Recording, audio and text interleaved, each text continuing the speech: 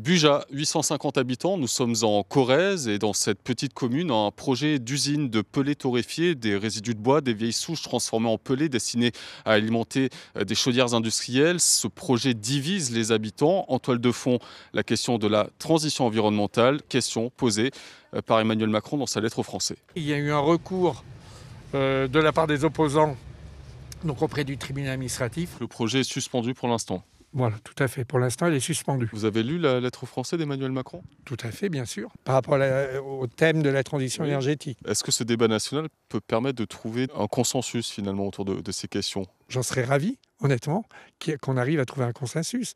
Mais souvent, ça commence par des a priori. Et donc, on l'a vu lors d'une réunion au foyer rural de Buja. C'était un dialogue de sourds, si j'ose dire. Voilà. Vous imaginez, à l'échelon local, c'est comme ça, à l'échelle nationale ? Exactement, oui. Mais il faut toujours espérer.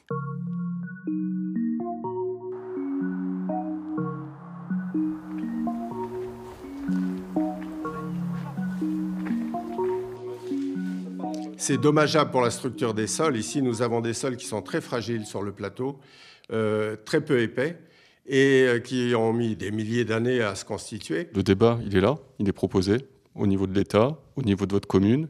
Est-ce que vous êtes prêt à participer au débat, justement, lancé par le gouvernement ? Moi, clairement, je n'ai pas du tout envie d'y participer parce que je n'ai aucune confiance ni dans ce gouvernement, ni dans les institutions. Et Antoine ?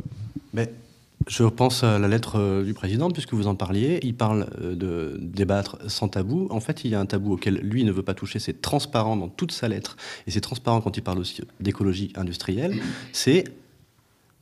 Il ne veut pas toucher à une société qui est entièrement dictée par le profit et la finance, parce que c'est de là qu'il vient et c'est ça qui produit en permanence. Donc quoi qu'on dise à Macron, il ne voudra pas toucher à ça. Et c'est ça le nœud du problème auquel il faudrait toucher, c'est d'arrêter que des industriels et des financiers profitent en permanence, et même à travers l'écologie, pour continuer à se faire de l'argent. Le nœud du truc, pour moi, il est ici. Et j'ai aucun espoir que Macron devienne d'un seul coup autre chose qu'un valet des financiers, ce qu'il est. Point. Donc pas de débat. Moi, je ne discute pas avec lui. En plus, s'il voulait écouter, il l'aurait déjà fait depuis longtemps. L'aspect important, en fait, c'est que fondamentalement, on est aujourd'hui en face d'un vrai choix de société. C'est tout.